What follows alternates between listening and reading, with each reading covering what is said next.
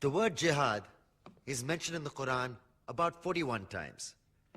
The words mercy, peace, and compassion are mentioned about 355 times. Yes, come in. Come on in, Riaz. Sit down, please. Contrary to popular belief in most Western cultures, Islam is a religion that preaches peace and tolerance. Yes, Patricia. If Islam truly is a religion that preaches peace, then how come the world's most troubled spots, the West Bank, Afghanistan, Pakistan, Iraq, they're all plagued with Islamic terrorism? Well, that depends on your definition of terrorism. Some might argue that the U.S. invasions of countries like Iraq and Afghanistan are also acts of terrorism. Those were acts of war to get rid of despotic regimes. Or a means of getting at a country's oil. Conspiracy theories. Well, May I? Yes, please. Go ahead, Riaz. Mr. Khan is right.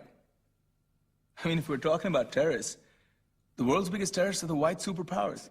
Come on now. No, really, stop and think about it. Explain 9/11. Okay. Do you know how many people died in the Twin Towers strike? Around 3,000.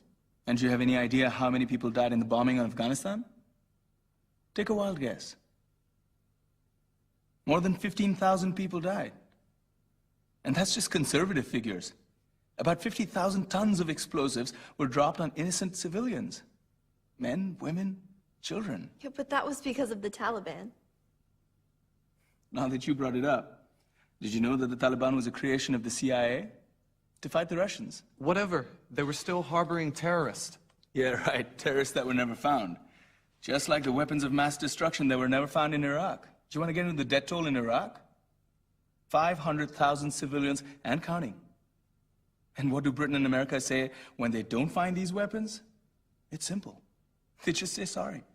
And still refuse to relinquish control of these countries. What are you trying to say? What I'm trying to say is that just because you're American, wear a fancy suit, and call yourself the president, doesn't make you any less of a terrorist.